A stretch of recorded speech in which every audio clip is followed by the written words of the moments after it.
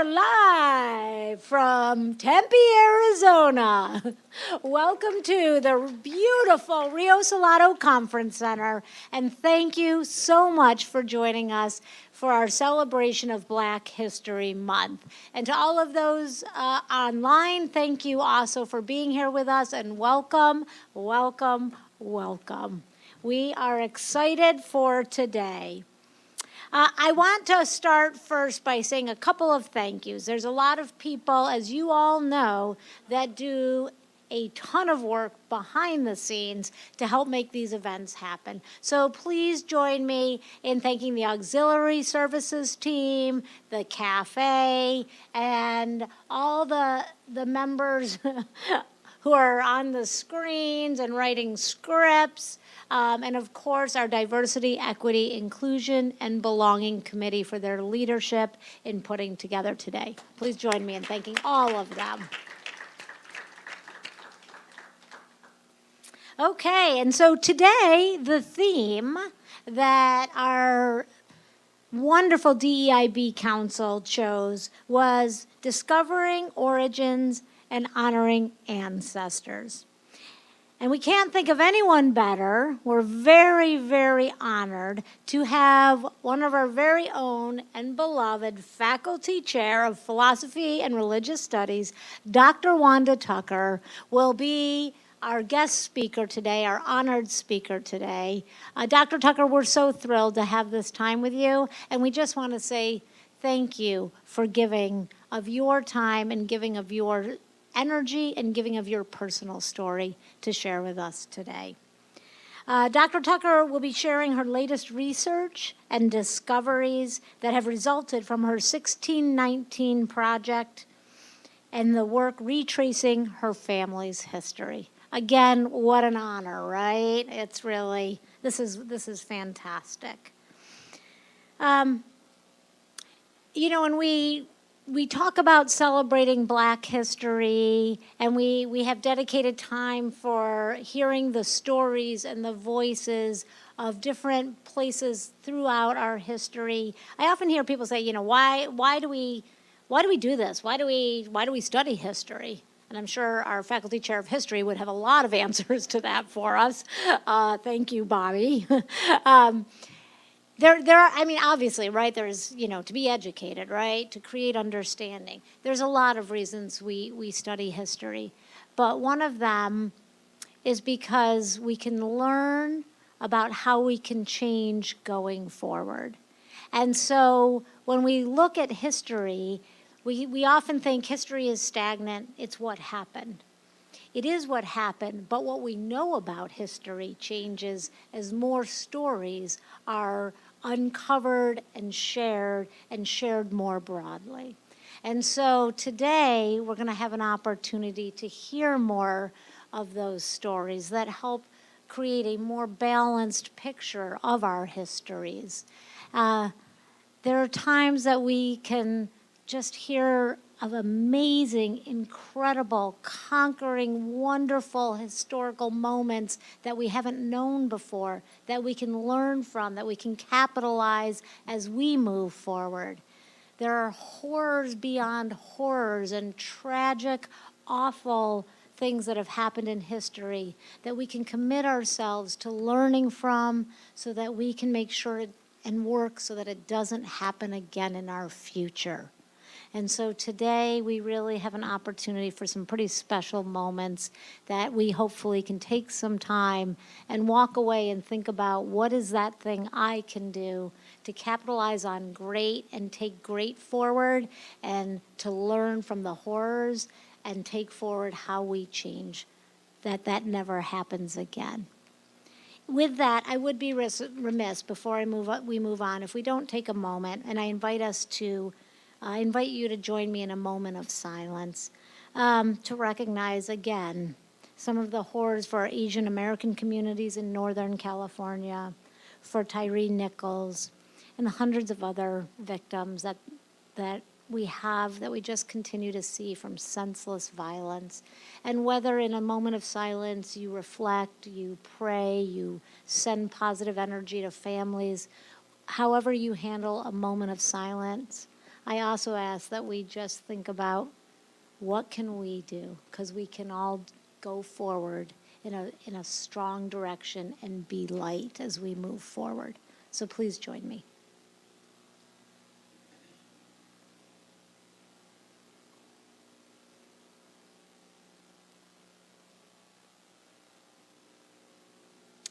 Thank you. And may we always be brokenhearted over these tragedies. May we never become numb to them. So thank you for staying in those hard places, because that's the way we move forward for good and for change. Okay, so with that, let's move forward. It is now my privilege to introduce three-time Olympian champion, just kidding, Kirsten Thomas. She is our three-time librarian Olympian champion. Thank you, Kirsten.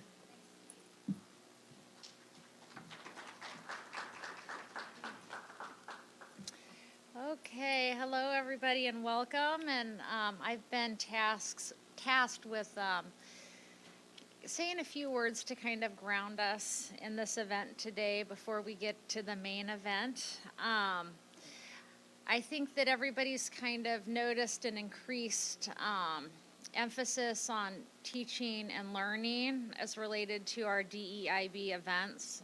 We've had library guides for quite a while, but we've just started to introduce some kind of teachable moments into our all faculty meetings, and starting at the first of the year, we've even decided to center and ground our events around learning outcomes that we can assess. And so this Black History Month is going to be the debut for assessing these learning outcomes, and it's my job to kind of tell you what they are and to make you aware of them and to encourage you to take the assessment at the end of this event.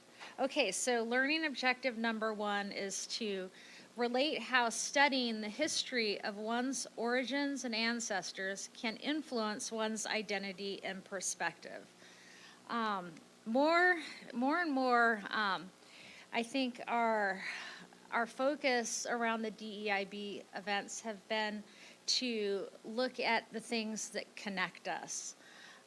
People will always find in other people the things that they look for, right? So we're trying to intentionally shine a light on the things that connect us rather than the things that set us apart. Everyone can relate to having origins and ancestors, right? We all do. We all have origins and ancestors. It's not a uniquely Black phenomenon. We can all connect and identify with having family history, either knowing a lot about our family, knowing just a little bit about our family history, or something in between. Ancestry.com and 23andMe has made things a lot more interesting. For example, my husband, on his side of the family, we've found out that there is a lot more Irish than German in that family stock. And also, surprise, it includes a half-brother who was put up for adoption in 1953, and that's something we just found out 3 months ago. So this proves that history, just like Kate was alluding to, it's never static. It's not static. It's not engraved in stone. And that the introduction of new knowledge can influence one's understanding of self and others. Speaking of Ancestry.com, I'm going to do a shameless plug for the library. We have Ancestry Library, and I went down the rabbit hole and found out I was able to identify my maternal line back to my fourth grandmother on Ancestry Library. And her name was Harriet Ruth Fuller, born October 1851 in London, England. Encountering the names and birthplaces and death places of this line of women that led to my grandma and my mom, and then to me, and created the potentiality and genetic soup that, allowed my daughter to be born. Getting a glimpse of their stories was surprisingly moving to me.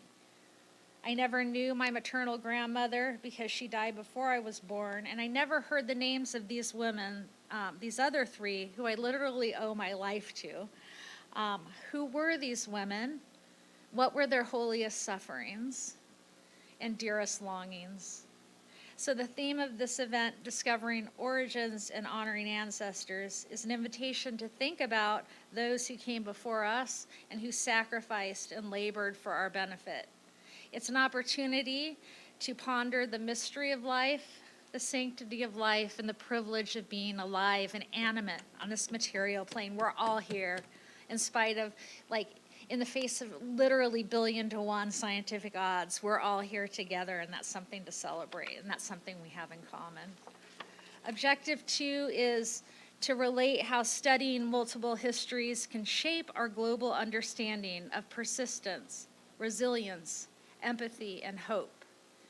What this objective relates to is what Dr. Tucker calls a balanced history. To wrap up, I will use the place marker sign where Dr. Tucker's ancestors, Antony and Isabella, landed in Virginia in 1619. I thought I saw it up on a slide, but you can also see it on the library guide. This sign gives a one-sided historical account of Antony and Isabella's story, like we're used to in our history textbooks. But since it leaves out the perspective of Antony and Isabella themselves, it completely lacks moral beauty.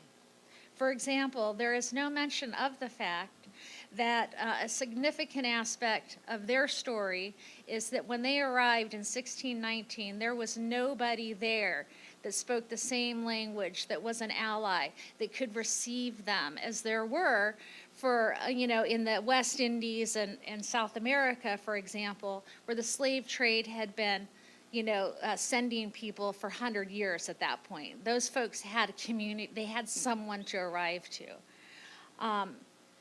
What must that have been like? And that's a generous question. And it's really hard to resist a generous question. It's really hard to not think about what that would have been like for you. There's also no mention of the fact that Antony and Isabella were not just victims, that they and their offspring survived and contributed to the founding, the economic growth, and the success of this country. I'm about to introduce one of their offspring now, who showed me Antony and Isabella's story through her family's lens and brought these crucial missing pieces to light. Some assert that there is not enough room for multiple histories in the United States. We should ask ourselves if that's true. To set the stage for today's event, let's take a few moments to learn a little more about Dr. Tucker's journey. And I think we're going to show a clip.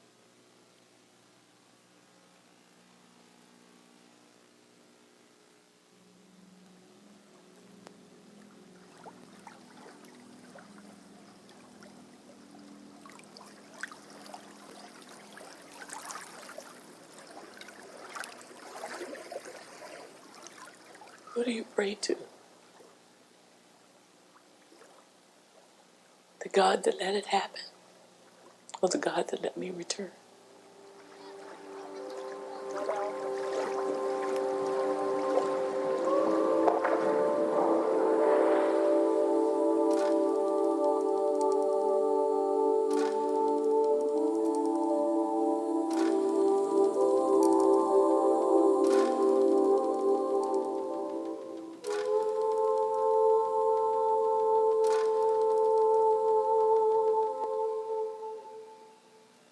So, and this one is one of my favorites.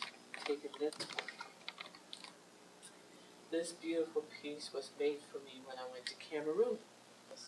So this is going back, and I'm going to wear it in one of those special moments, and that will connect me with the motherland. My name is Wanda Tucker. I am a descendant of William Tucker. A number of years ago, we became keenly aware of our family's history in the larger landscape of America's history, and embracing the narrative that we are descendants of Isabella, Antony, and William, and who took on the surname Tucker, people arrived in 1619, in August of 1619. We're getting ready to embark on an amazing journey, going to Angola, to the region of my ancestors of Isabel and Antony. Not sure what I'm going to feel, but what I'm feeling now, along with the excitement, is the wonder to bridge the gap between 1619 and here we are in 2019, almost 400 years. And we can't close all of the gaps, but slowly but surely closing the gap between what happened then and connecting the journey to who we are now as a people, as a family. That 400-year connection is my family's story. But it's also the story of millions of Americans, African Americans here in the U.S.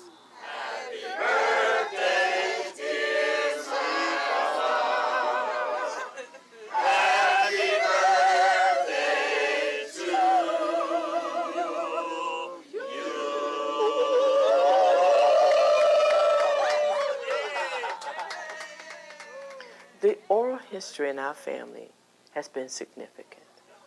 We embrace it, and until they or other scientists and other researchers and historians can prove that we are not the descendant, then that is something to be proud of and to hold on to until such a time happens. And so whether it's true or not, until they prove otherwise, I'm going to embrace that narrative. But I am here because someone else was here and someone else survived. That is evident.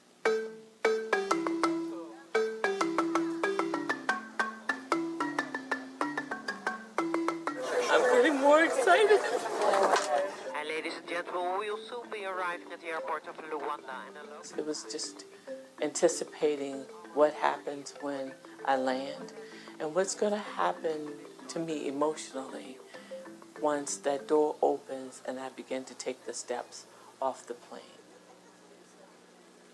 I'm here. Let's go take me.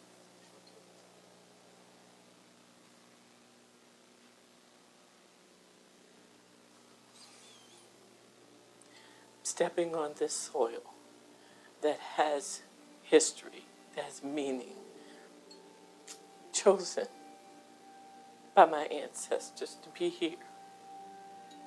And yet, that alone feeling away from family, and I'm here where family began. I hope that at some point, my ancestors can speak to me in a way that reminds me of their strength, of their courage. So y'all are gonna keep hugging me so that I don't have to keep going through that, right?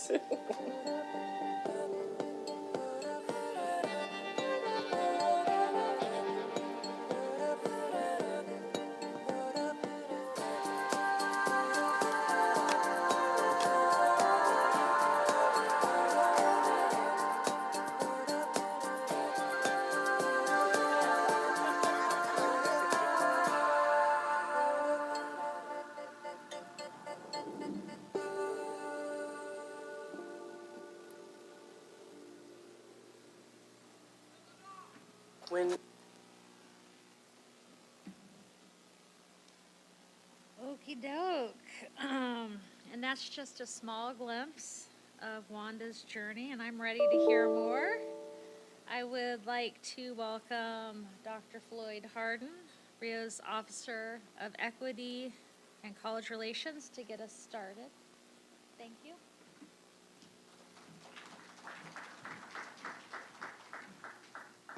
Good afternoon, everyone. Hi. And for those in TV land that are tuning in, I just wanted to also mention, along with our fabulous and wonderful interpreters, for increased accessibility, if you are able to, you may want to enable your devices for the closed caption feature, just for increased accessibility if you have not already done so. So just wanted to make sure that we put that out there. Before we jump in and get started, Thank you, Kirsten, President Smith, Dr. Wanda, absolutely thank you all so much. President Smith, you mentioned doing a moment of silence for everything that we're going through right now and for acknowledging. And, you know, when we study clinically and in psychology, being able to call out pain and call out trauma lessens it. You know, there's an African tradition that says, you know, when someone passes, say their name, call their name, to lessen the pain and to really celebrate the experience, right, and celebrate the interconnectedness that we are all having. So I thank you for that charge. And in that same vein, I would like us to offer yet another moment of silence. As we are on our journey as a social justice institution and really understanding what that means and how we root our diversity, equity, inclusion, and belonging work to impact positively the systems that do create social justice, I want us to, again, the interconnectedness, the stories, let us today be mindful of where we are physically, take inventory of where we are emotionally and mentally, and understand that this is by divine order, right? This is by divine order. Kirsten mentioned the billions of things that have had to happen for us to be here today. And part of that is acknowledging where we are. And so with that, I'd like to take a moment, just another moment of silence, to pay homage to our tribal brothers and sisters, our tribal communities. We don't have a formal land acknowledgement yet, but we as a college and as a community are working on it.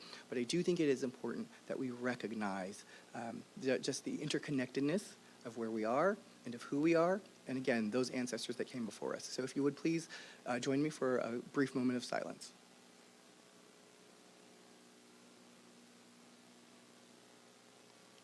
Thank you. And so we've heard a lot of buzzwords today, right? Stories and balance and interconnectedness and connectedness. And what do all of those mean? What do those words mean? And as we journeyed on our quest to find our theme, discovering origins and honoring ancestors, you know, I had a lot of difficulty just kind of figuring out how to frame this.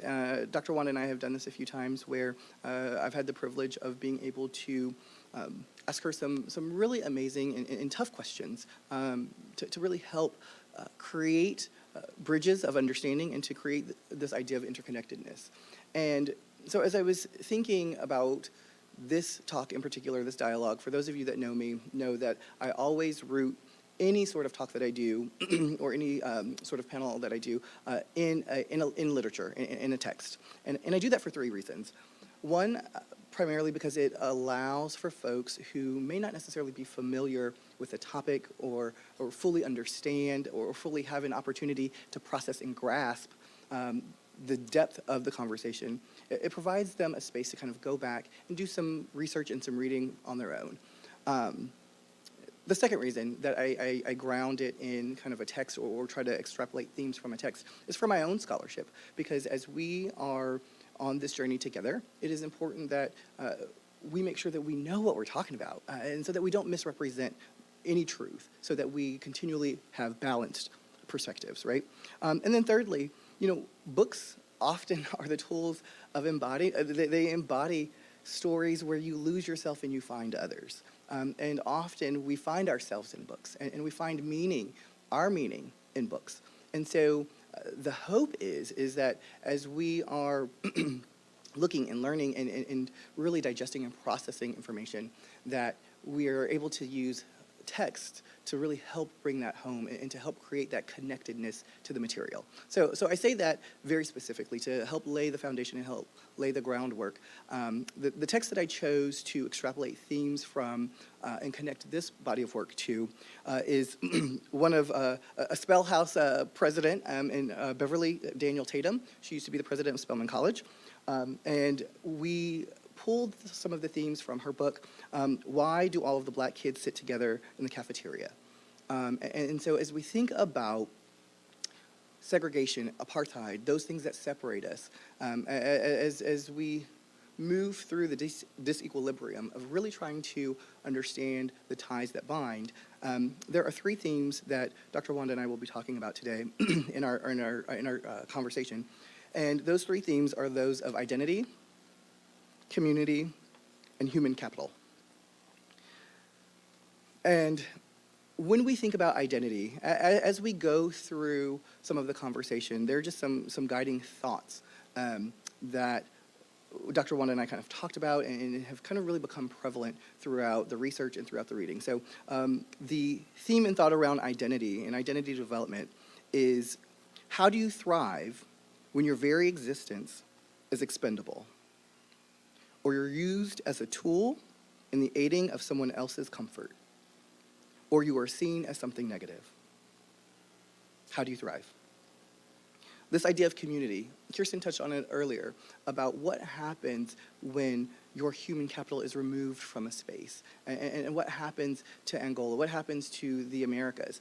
How do you thrive when you have it, and what happens when you don't? And so this idea of community, how do you evolve and create a sustainable society when the foundational blueprint has been intentionally, consistently, and systematically removed?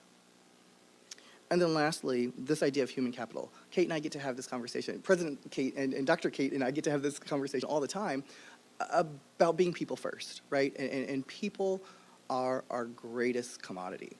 People are our greatest asset.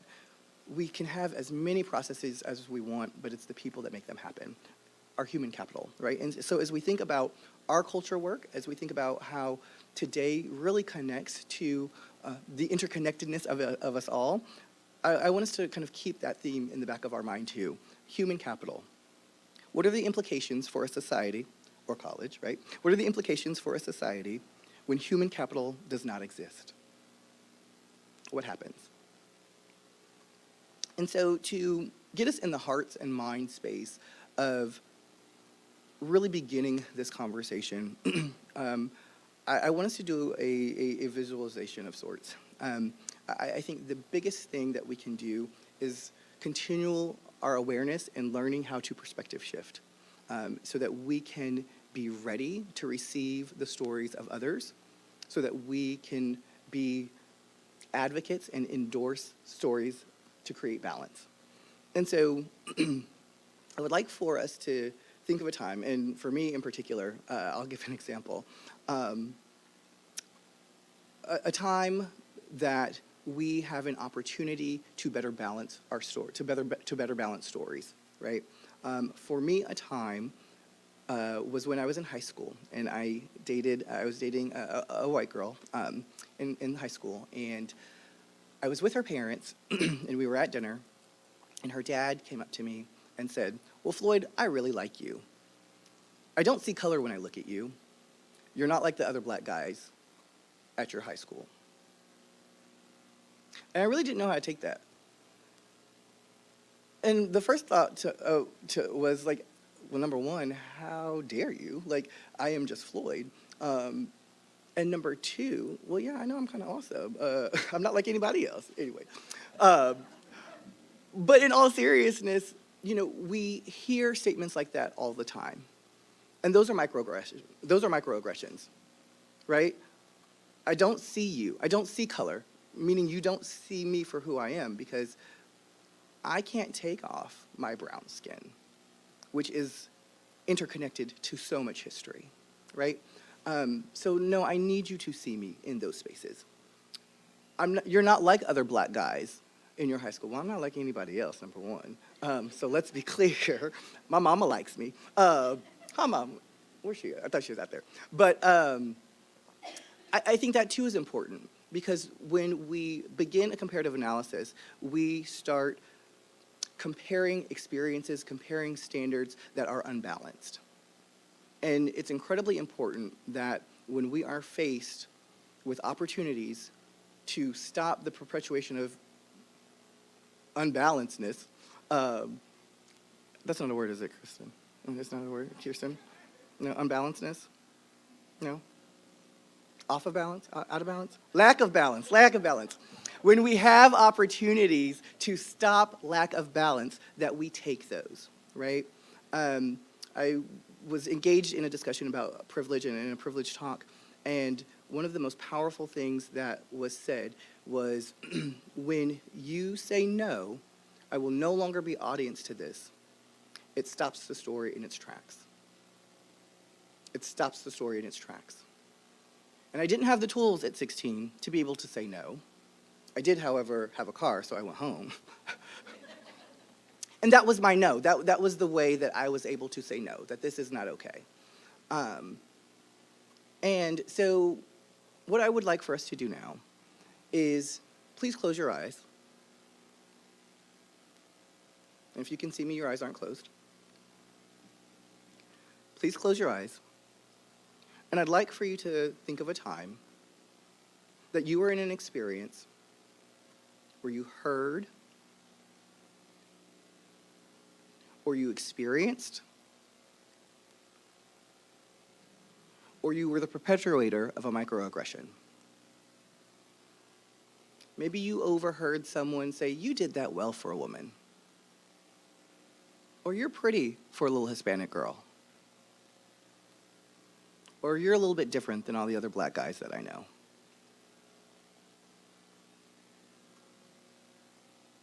I want you to think of that time where you could have said, "No, I will not be audience to this." When you have that time, please open your eyes. What I'd like for you to do is, if you have a writing utensil, I'm pretty sure most people have their phones, I'd like for you to just text no or write no.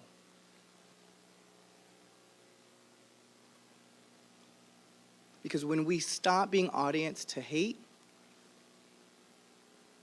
it gives us an opportunity to situate ourselves in love. And so as we journey today on our journey of love, one of the folks who I absolutely love, I hope I can get through this without crying.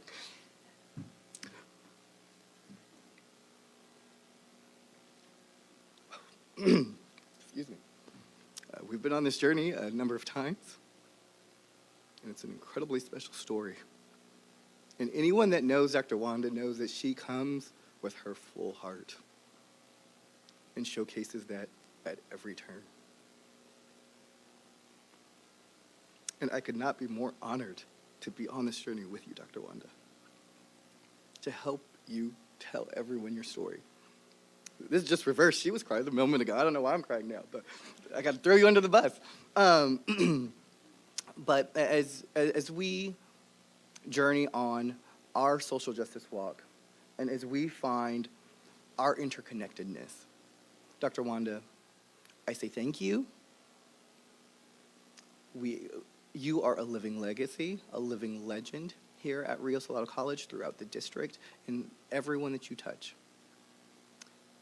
You strive every day to embody balance. And as a Libra, we've had those conversations.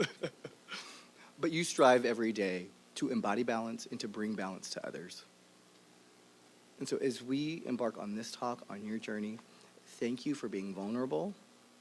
Thank you for sharing your family story with us. I'd like to invite Dr. Wanda to the stage, please.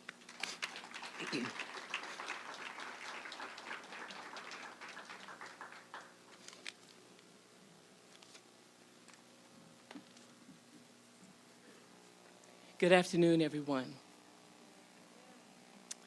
It is so good to see many of you here in the audience, and there are many that I can't see on the virtual plane. I've got family members viewing today. Often, I fail to acknowledge people that I need to acknowledge. So I am part of the Rio Salado family. The Rio Salado family is a part of me. What I have been able to accomplish has been with you. None of this did I do alone. I stand on the shoulders of a whole lot of people that came before me, and I stand on the shoulders of every one of you. I remember when the Diversity and Inclusion Committee started, President Kate, who was VPAA, I believe at the time, says, part of another committee. Do you want to stay on it, or do you want to get off? I said, no, I want to stay on it because I got some work to do. And she said, okay. From that moment, the Diversity and Inclusion Council was formed, and I have to mention these names: Angela Kwan, John Bastian, and Miranda Lopez. The four of us would meet in the cafeteria a whole lot of times, trying to figure out, as this birth of this Diversity and Inclusion Council, what in the world we gonna do? We knew it was important work, but we just didn't know what to do with it. In May of 2020, with the death of George Floyd, came the DEIB work, Council, the Diversity, Equity, Inclusion, and Belonging. So right now, because I'm already long-winded, I want to do this. I want to acknowledge President Kate as our president for her overarching leadership in this work. Her support, her heart, her vision, her ideas. I want to acknowledge our vice presidents. I'm going to call out Greg Pereira because he and I have walked the many lockstep moments together with the early inventions of the Martin Luther King march that we've had. But I'm going to ask all of the DEIB people who are here, the MLK committee, and the Black History Month committee, if you will stand. Stand, stand, stand. Dr. Femeche, stand, because you were in there in that early beginning, yes. And I know that there are many that you can't see because they're in the virtual environment. Thank you all. And the reason why I want to take this moment to say thank you, you helped me become who I am. I couldn't do the things I do without you. You provided a sacred space, a good space, a welcoming space, a warm space. And Angela Kwan said, I'm always asking people to do stuff. I called you out, my dear sister. Sorry about that. You're always asking me to, she said, you're always asking us to do stuff. But if you didn't say yes, I wouldn't ask you again, that was for sure. But that's not the point and message. Rio is a safe space for me, and you've allowed me to thrive. I wouldn't be here if you had not opened your hearts to me as a person, and that was before 2019. So thank you, Rio, for being my family, for embracing me and holding me up and seeing in me before I saw in myself. And I gotta acknowledge our retired associate dean, Ernestine Harrison, because she invited me to Rio and to become part of this journey in 2007. So you see, I stand on a lot of shoulders, but I am here because of you, here at Rio. But they are the ancestors in my family, USA Today, and a lot of other folks that I'm standing on their shoulders as well. And now I think Floyd and I are going to enter into this dialogue, but I could not let another event pass without acknowledging all of you. And I love you very much.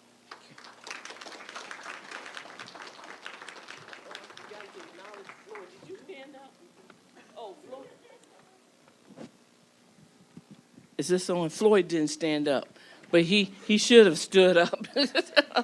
All the work that he has done and stuff. Okay, I'm gonna stop. Thank you. You ready? I'm ready. I'm ready.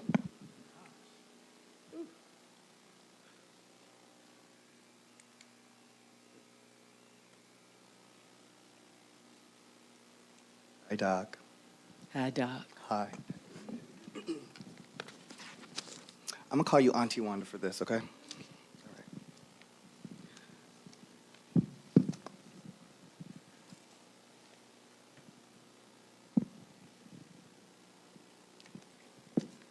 So before we jump into some of the questions, Auntie Wanda, Can you tell us just a little bit, what is the 1619 Project, right? You know, I think that there are some spaces where folks may have a gap in understanding. I know that there's been promotion of a new sort of Hulu 1619 project. I know that there's the 1619 project by Dr. Jones. And then, you know, we are talking about this 1619 project. And so can you help us maybe just understand a little bit more about what the 1619 project is and what your work is in it? The 1619 projects, because there are many, came out in 2019 to commemorate the 400 years of African presence on American soil, English American soil. Nicole Hannah-Jones' project that was published by the New York Times began with 1619 and the 20 and odd Negroes that arrived, that was documented by John Rolfe. And she begins there with the white lion and my ancestors, but they're not called by name because they're 20 and odd. There are more people who arrived in August of 1619. But she begins that as the foundation of talking about slavery, the role of slavery in the construction of America, and then the construction of race, and the necessity of that, democracy and race, and so on and so forth. Nicole Hannah-Jones has a remarkable scholarship that I believe is embedded in changing the way we understand history in America and a more balanced perspective. My family's 1619 work began with USA Today, that 1619 project with USA Today, Nichelle Smith, Deb Barry, Jared Henderson, and others who supported this work. And I remember when Deb Barry said to me, called me on the phone and asked me, do you want to go to Angola? I did not hesitate. I'm sorry, boss, I didn't ask. I'm going, then I'll deal with the consequences later.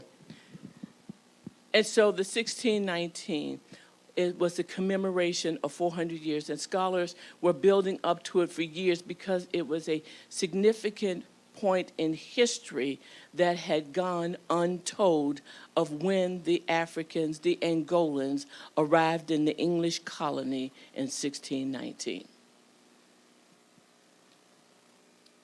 Thank you for that context. Can you share with us a little bit about how specifically your work, the work that you do, connects to the 1619 Project? So what about your work as a department chair, as a scholar, as an academician, connects to the 1619 Project? And a little bit more specifically, what about your lived experiences helps to drive the research and the work that you do now with the 1619 Project? When I was growing up, my cousin Thelma would tell us all about what she knew about our family story that was passed down orally, that we were descendants of the first Africans that arrived in America. We didn't have a year at that time. We didn't know the country that they came from, but that story kept being passed down. We are descendants. We are descendants. And so growing up, I heard it, but I didn't have a whole lot to attach it to. And so continued on. I remember when I was in seminary at Virginia Union University, I went into a bookstore and there was a book by Lerone Bennett, Before the Mayflower. I opened it up and there were the names Isabel and Anthony, who I had heard about were my ancestors. They were in the book. The book I hadn't heard about, the story I hadn't heard about, to say that they were here. Oh my goodness, before the Mayflower. So it was the history of Africans in America, stories I hadn't heard, didn't know, didn't read about in the history books. You all know a little bit about that. As I continued to evolve, there was something missing. I didn't know, I didn't understand how we arrived, how my ancestors were, how African Americans were, how Africans were. I didn't know, and I wanted to know. So every time I had an opportunity to get a little bit more and to get a little bit more, I would take that. But can you imagine the power of 400 years after your ancestors set foot on a new land? I stepped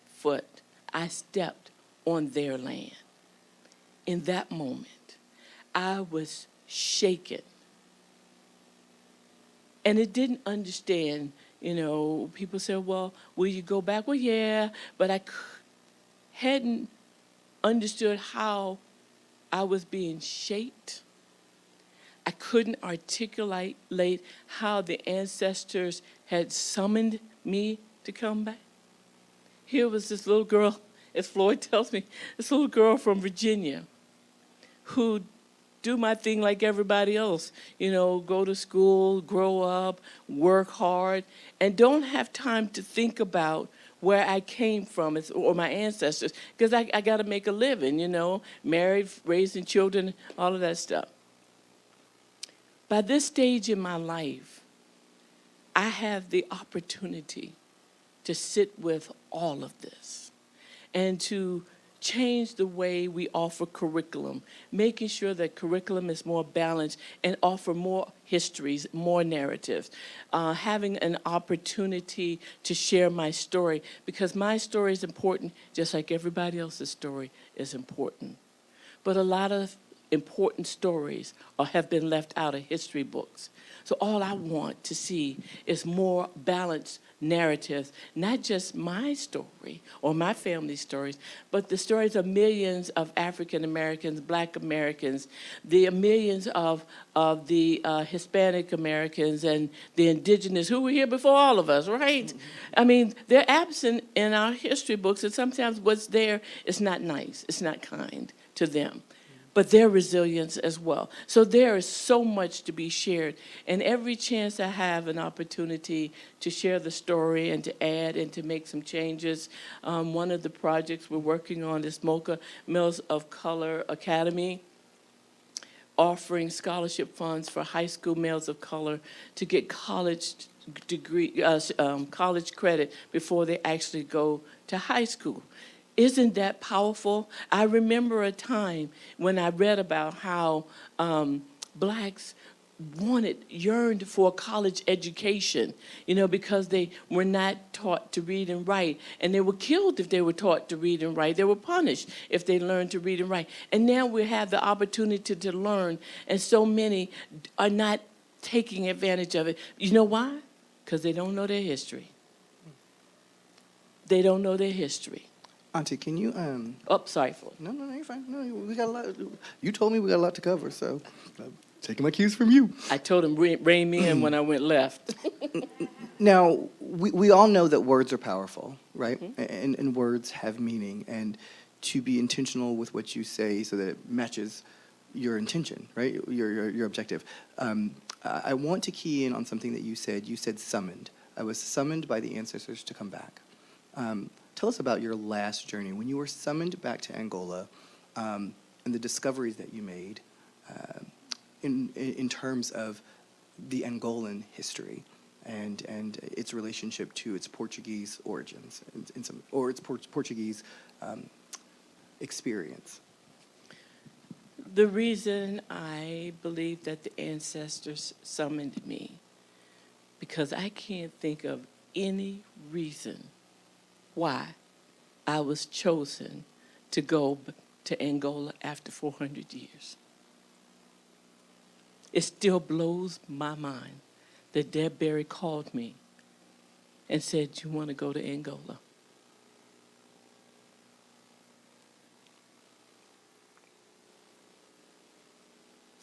As far as I knew, after 400 years, I was the first descendant of my ancestors that arrived in 1619 to return to the motherland. 400 years. I believed I was the first.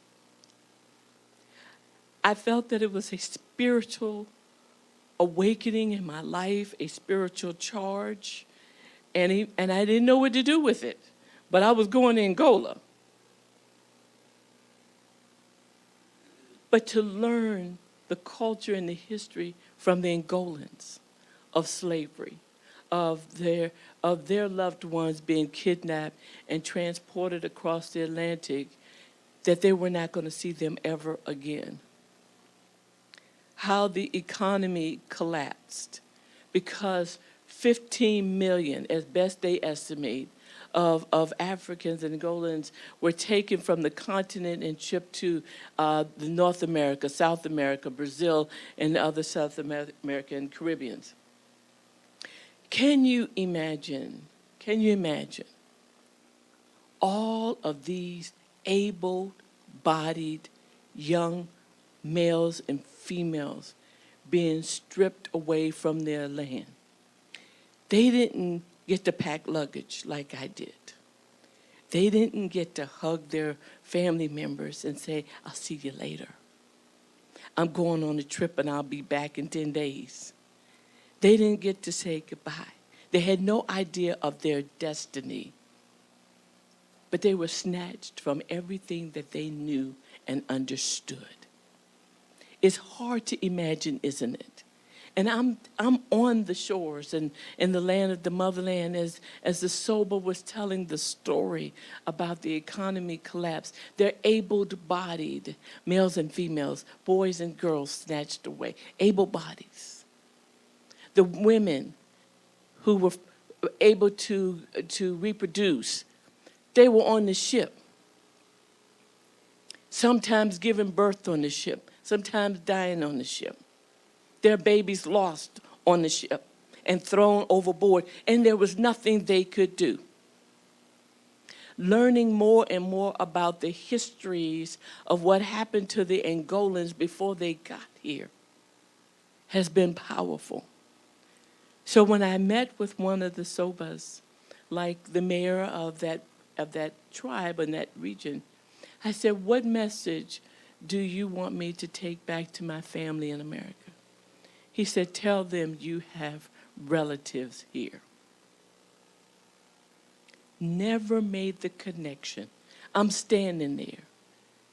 You could have been my grandfather of many years. But can you imagine? You have relatives here. And I thought, oh my gosh, they didn't forget about us. We forgot about them. We have to make the connection because there's so much more to the stories and narratives of Black Americans that will never make it to the history books. But we need to share them, and we need to share all of our stories so that we have a better understanding of our humanity. We have a better understanding of why we need to work together, not hurt one another, not pull one another down. We need to come together and say, this is so much bigger than all of us, and there's always more to the story. Did I answer your question? And then some. Okay. Absolutely fabulous. You have family here. You have relatives here. Yes. Talks very specifically a little bit about what Kirsten introduced earlier about the idea of human capital, right? And what we were kind of talking about.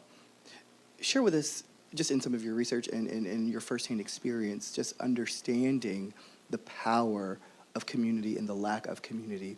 We talked a little bit about our Angolan brothers and sisters who came to the Americas, and they did not have relatives there.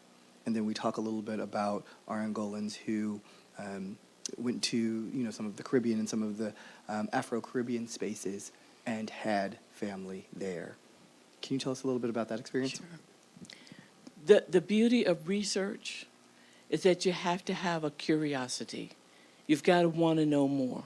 So even though you read and you learn, there should be a question about, okay, I didn't read about this or I didn't understand that.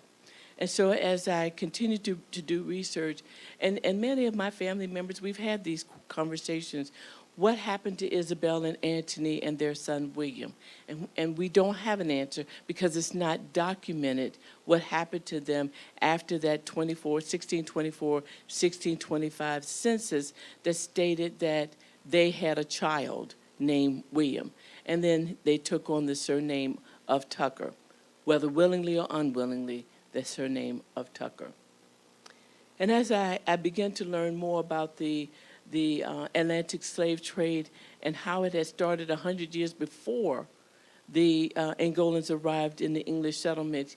And I'm saying English settlement because there were Spanish settlements and Dutch settlements, so specific to the English settlements. And I looked at the maps, and I saw all of these countries that the Angolans were shipped to over 100 years. I'm like, over time, they were building up communities. Their cultures could be examined there and inviting them there, and traditions and rituals. You know, not saying slavery was a good thing. I'm not saying that. I'm just saying that they could be welcomed by others who looked like them and spoke their language there over that 100 years. But arriving in the English settlement in Virginia, there was nobody that looked like them when that 20 in all got off of that White Lion in 1619. They didn't speak the English language. They knew some Portuguese. They had their own dialect. They had Christianity in their background. But there was nobody to say that looked like them to say, welcome. Nobody said, let us show you around. They had to learn the language. They had to learn the culture. They had to learn the land that they were forced to work on. They had to learn. There was no book to tell them what to do. And their arguments about whether they were enslaved or indentured, it doesn't matter. To me, my ancestors couldn't pack that suitcase up, get back on that boat, and go back across the Atlantic and say, Mom and Dad, I'm back home. They were not there because they chose to be. They were there because somebody made them be there. So in my imagination, I remember one critic said I had what did I say, an active imagination. What is? A runaway active imagination. Yeah. And I said, I have to have one. Because if I'm going to understand the history of my ancestors, I have to be curious enough to be able to ask questions. Well, how did I get to this point that I'm curious? Because so many other historians and scholars were curious before me and did research and wrote books. So I get to learn from them, and then I get to ask more questions. Did I answer that one? Yes, ma'am. Okay. Yes, Auntie. Yes, ma'am. Something poignant, I think, that you mentioned. They did not choose to be. And I know that we've had conversation about that. Let's talk a little bit about the choice, right? You mentioned that they had Christianity in their background and that they were baptized before they got on the ship. And you highlight a conversation that you actually had with a clergy or overheard with a clergy. And tell us a little bit about that conversation, that reaction, and their choice to be enslaved. And so on that first journey, I met with a Catholic priest, the USA Today team, and I. So I don't ever want to forget them because they're central to making this story happen. And he made a comment about they wanted to be there working with the priest, and you know, because it was better working with the priest than it was to be enslaved in other areas under other tribes and things like that. But I'm like, if you didn't want to be there and you didn't have a choice, I'm not so sure that they were happy about being there, you know. But that's an interpretation that you get to impose, you know, or make light of slavery, you know. And so I had a reaction. I had to get up and walk out the room, you know, because I couldn't imagine them happy about being there. So Christianity was a part of Angola. And so that was brought by the Portuguese and missionaries around about that time. But I dare to say I wouldn't be surprised if Christianity was there a little earlier. But I have to do the historical work on that. But anyway. And so Queen Nzinga, the Queen of Angola and Mbande, and the Queen of Matamba, with the Portuguese governor she went to meet with them to try to get them to stop the slave trade. And she wasn't queen at the time. She was an emissary, and she was sent there by her brother. And when she got to meet with the governors in their party, they didn't have a chair for her to sit in. And so they had something spread out on the floor for her to just sit on the floor. Already in your mind, you can imagine that, right? You're not giving me a chair. You're telling me to sit on the floor. You've already said you're less than I am, right? And she summoned one of her servants, and she had the servant to bow down on all fours, and she sat on her servant's back so that she could be equal with the governors. And that's a powerful story that keeps being told. And in one of the museums there, on this white tile in blue ink, is the image of her sitting on the back of her servant and looking at them eye to eye. Why is that important? Because I was told for years that I'm a descendant of kings and queens, but I couldn't name any of them. When I got to Angola and this huge statue of Queen Nzinga, it was not only a story that I had heard about, I got to see her images. I saw them in the curtains. And she lived from around the early mid-1500s to around 1663. So she was about 80-something years old. She had never been captured and enslaved by the Portuguese, but she fought to get rid of the slave trade. But her image is everywhere, and she is highly revered among the Angolans. So guess what I am? I'm honoring the queen. I'm honoring her because she was strategic, she fought back, she won some battles and wars, she lost some. But she fought for her people, a black female, Angolan female. Now, how many times in our country do we see African-American women lifted up quite that high? What do you think that does for identity? Thank you, Floyd, for redirecting me again. Right, so as we think of the thing of identity, what do you think that does for identity? I am a proud Angolan American. I say that. I can say that I'm an Angolan American. It's not going to be on the applications that I fill out. Actually, I'm retiring, so I don't have too many more to fill out. And so it's not there. But when in my mind, in my heart, I know where my family came from. See, even my DNA, our family's DNA puts us back in Angola, okay? I am proud of who I am and where I have come from. I am proud of my ancestors who survived because many Angolans didn't survive. Am I supposed, okay. You're fine, but can you speak to that being the exception and not the rule, and how that very specifically relates to the idea of human capital or lack thereof? So many African Americans cannot say they know the origins of their family lineage. I can't. That makes me proud. And what was I supposed to say about human capital? He's got this look on his face. It's like, okay, auntie.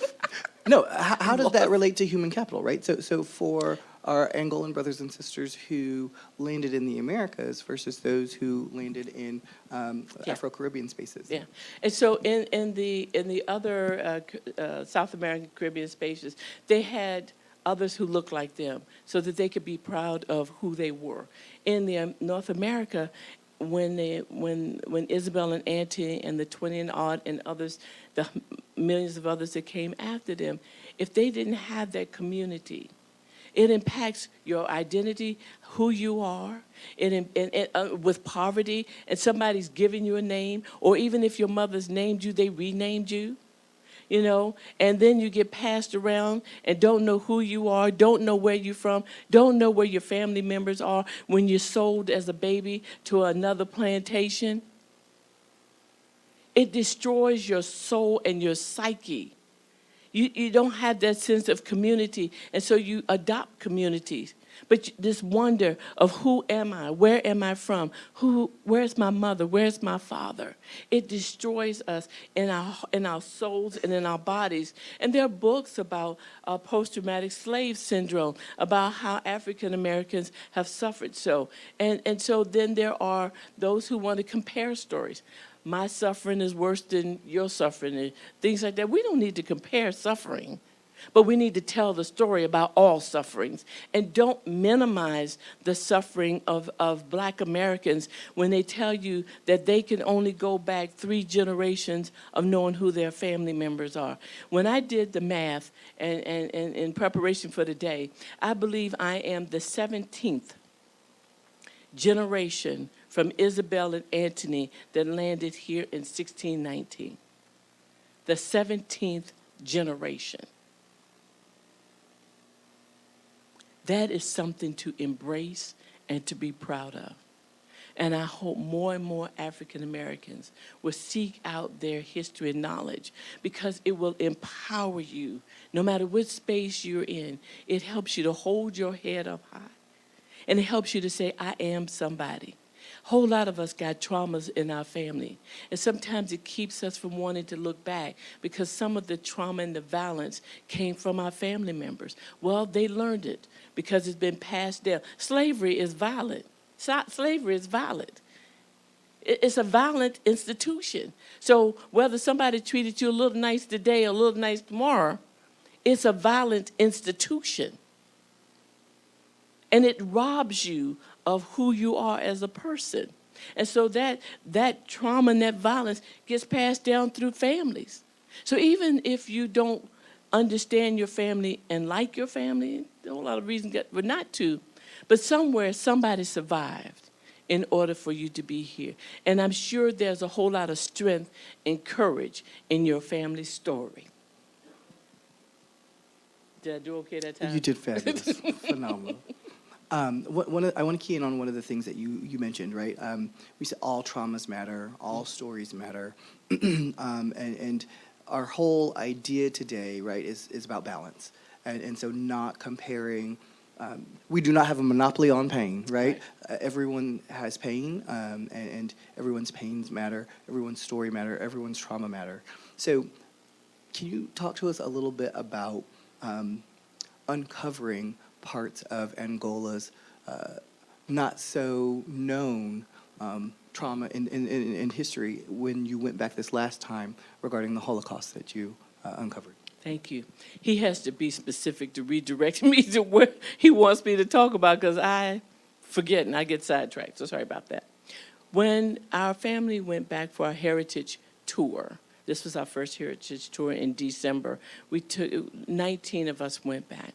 We learned more about the lynchings that happened in the streets and how the Angolans who were rebellious or they couldn't constrain the way they wanted to, how the Portuguese did not have a problem lynching them and rolling them down the hill towards the cemetery. It's like your body doesn't matter, you know.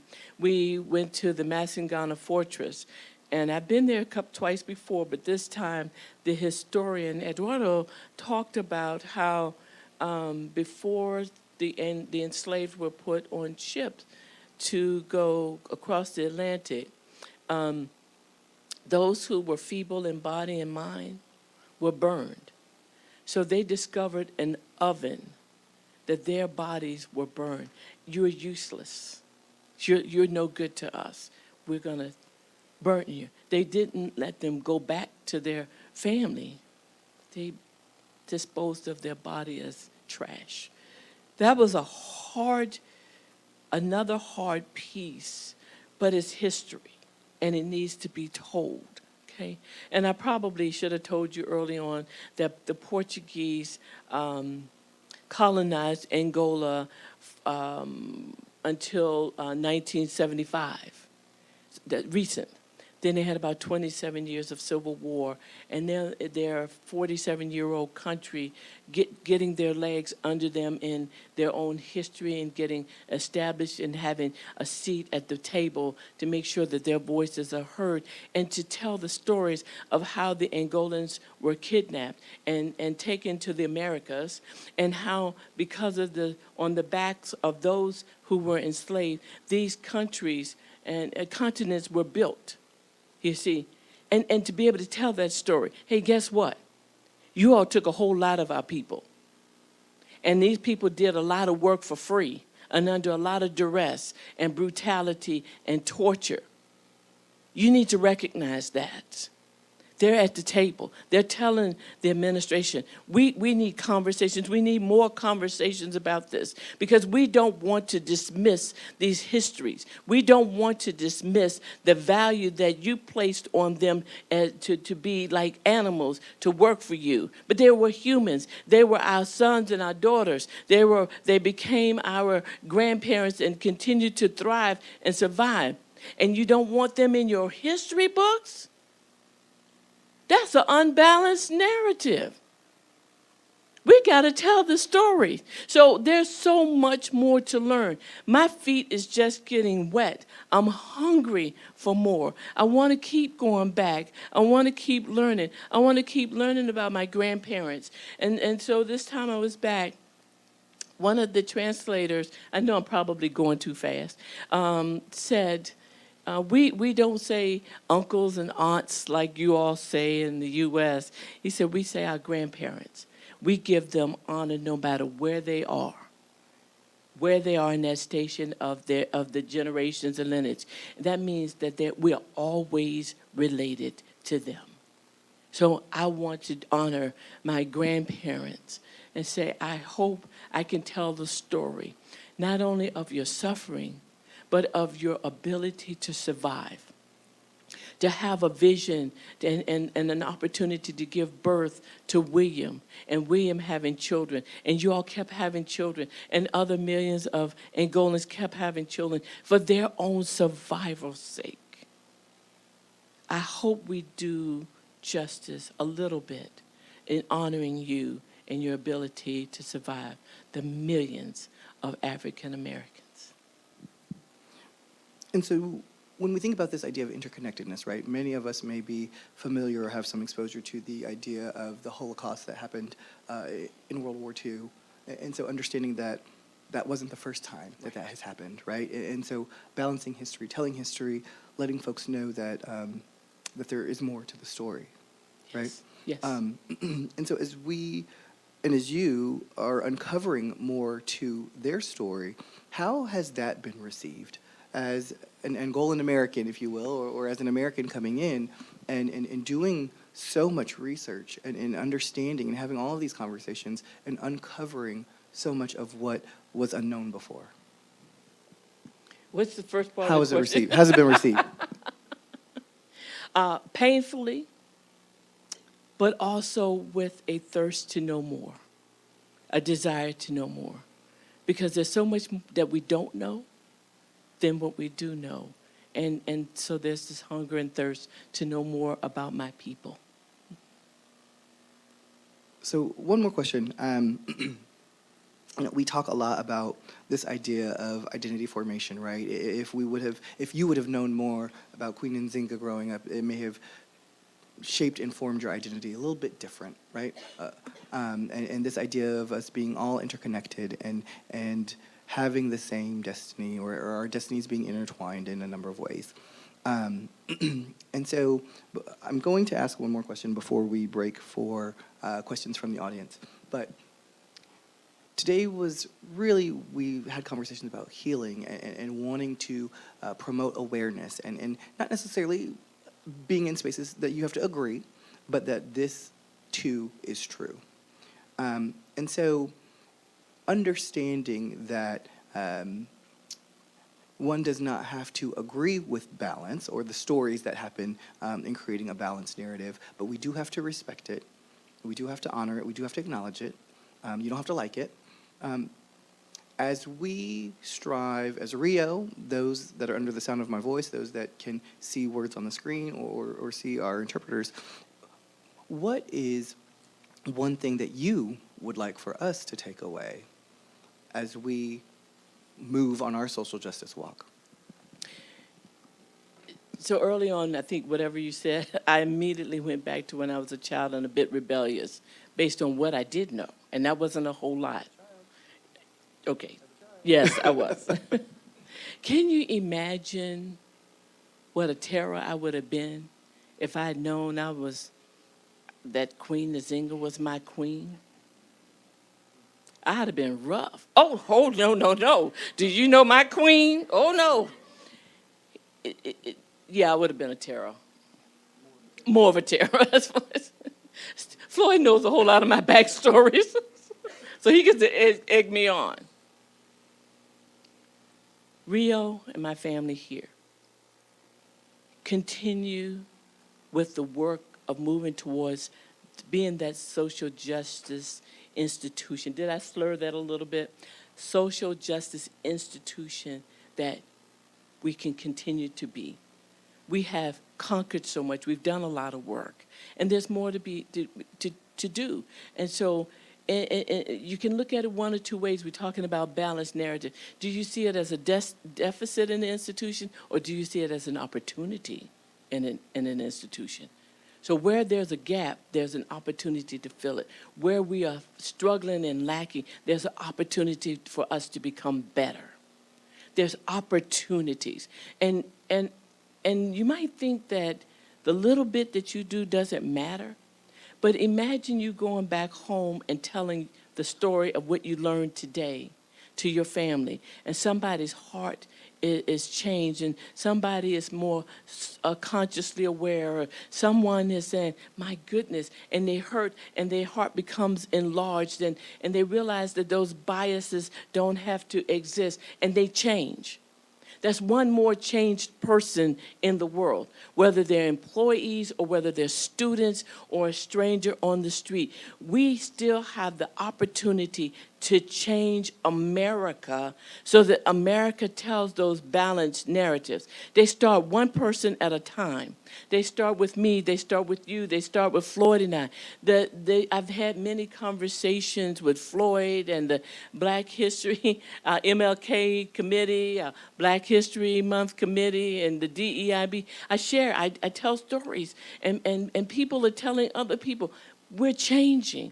There's movement. There needs to be more movement. Your story matters. Tell your story also. Do your research. I bet there's a lot of magic in your family story along with the pain. So here at Rio, we have a long ways to go. Oh, sorry. Y'all have a long ways to go.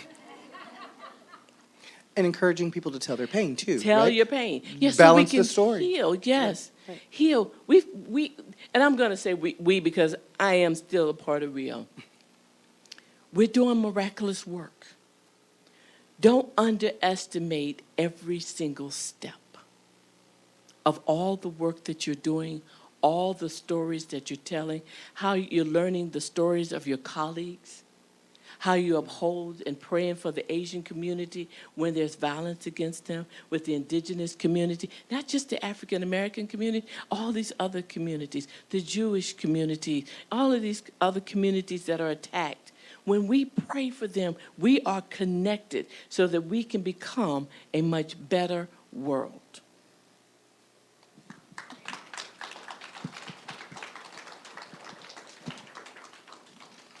So with the remaining time, we wanted to make sure that we took some questions, prompts, conversation. We really wanted this to be a dialogue with you, Auntie, where folks could ask anything and really just have a conversation. So with that, I think Ms. Ramon, Dr. Cox has a mic that is hot and open, and Mr. Charles has a mic that's hot and open. So. I'm going to just take a moment and thank you for sharing your story and for, as a member of DEIB and being on the committees, I've just loved hearing your stories. So you shared one story with those of us on the committee that I would just like to ask for you to share with the group about towards the end of the video that we showed, you talked about the walk and how you couldn't make the walk the first trip you were there. And really connecting with our learning outcomes and how much of a part of our family you are and how much you've embraced us as your family. If you could share with us the walk you made the second trip and how it was different and what it meant to you. The first time in, thank you. The first time in 2019, I started on the walk from the Masangana Fortress.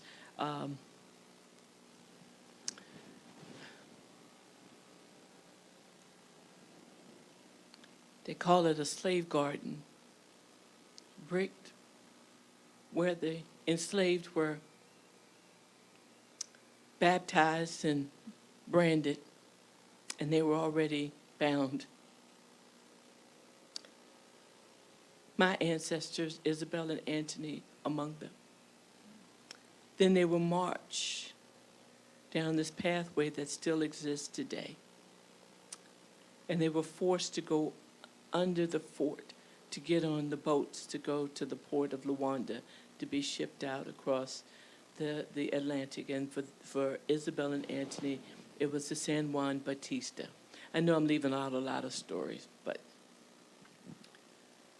I couldn't make that walk as I imagined my ancestors bound with others, other Angolans, and going down that pathway that others had gone down before them. But this time, my dear brother and cousin Chris Diggs, as I started to walk, he came beside me and held my hand. And we walked. And we cried. And we walked. I said, if Isabel and Anthony and millions of others could do it under bondage and duress, I am a free Angolan American. I'm going to make this walk, and I'm going to honor my ancestors. We made that walk, and we remembered the millions of Angolans that were forced to make that walk, and we paused to honor them. Thank you, Christina.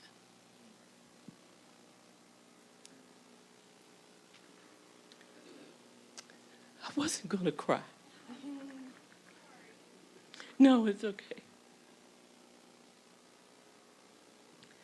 I want to add one thing if I could. So Wanda talked about her being Angolan American, and I love Wanda. Wanda knows I love her more than life. And when you learn that everything about you changes, and so my family and I did our history a year and a half ago, and since my family's 56% Nigerian and like 40% of the rest of it in other parts of the nation. And so you are right. So now I see myself as Nigerian American, and that's literally how I claim myself. And everything changed for me once I discovered that.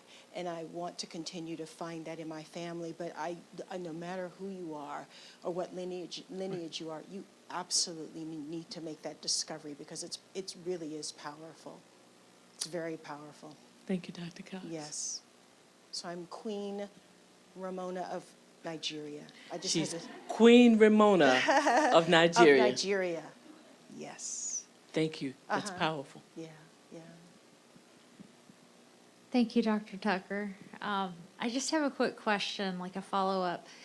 Am I to understand that you're taking trips back, you're taking folks back annually? Can you tell us a little bit more about that endeavor? Thank you.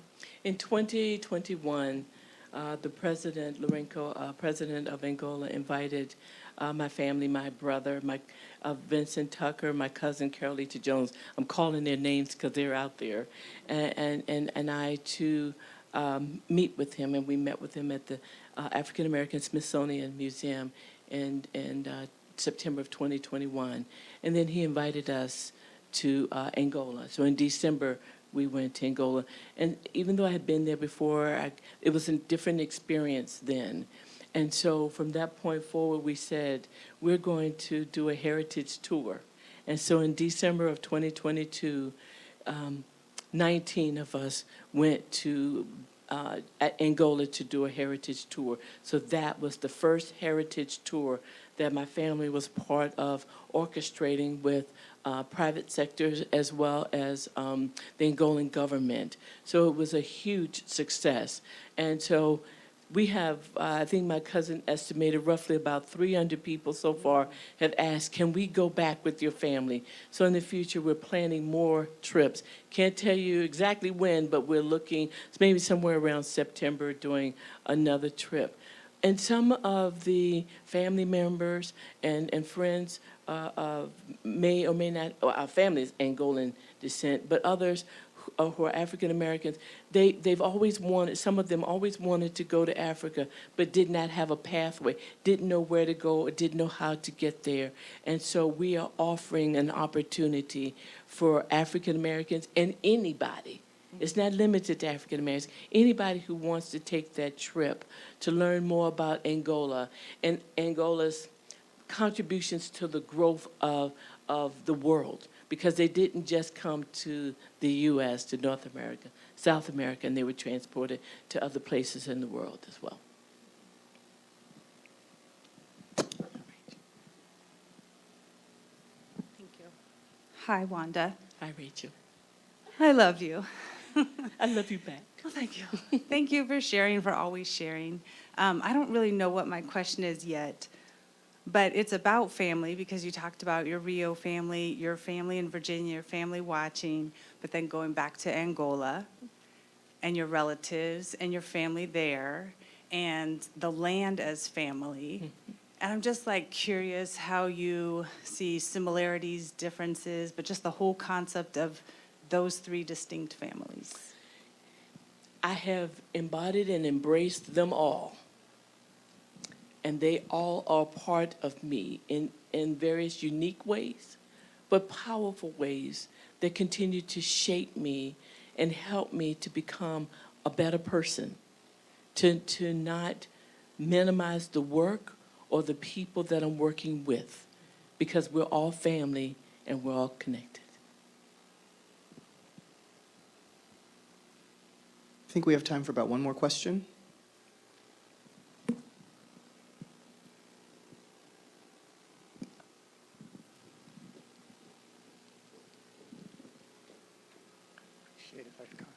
Dr. Slater. Dr. Tucker, yes. So thank you very much. I appreciate it. Thank you for sharing.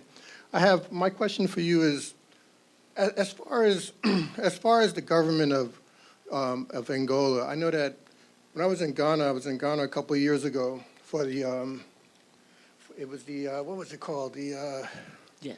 right to return, or the Yes. year to return, right?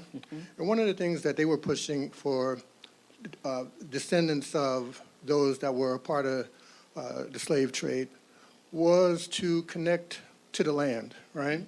And so in some cases, they were offering land for those that wanted to return through right to abode. Sure. So like in Angola, is there something similar that the government is working with, or can you talk about that a little bit? We have not had those conversations yet, but we have, as a family, discussed dual citizenship, and with that would be the opportunity to purchase land. Mm-hmm. Mm-hmm.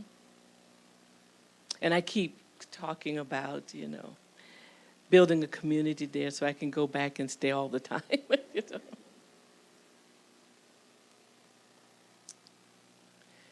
I want to thank all of you for your graciousness to hear me share about my family's story, and my experiences. I want to thank all of you for participating today.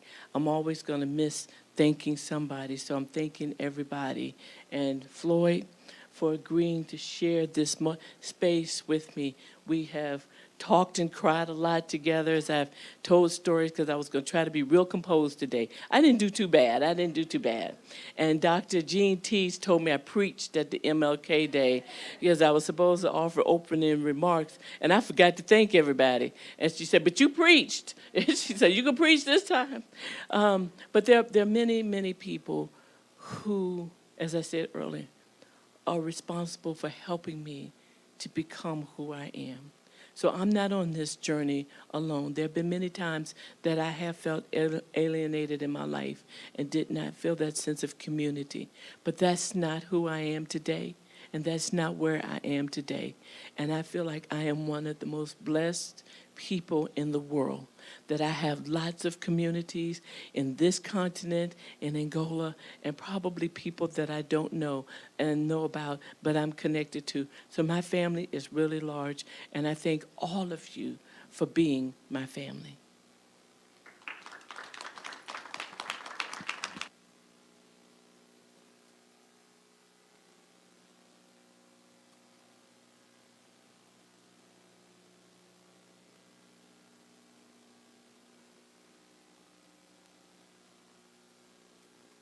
That concludes our program for today.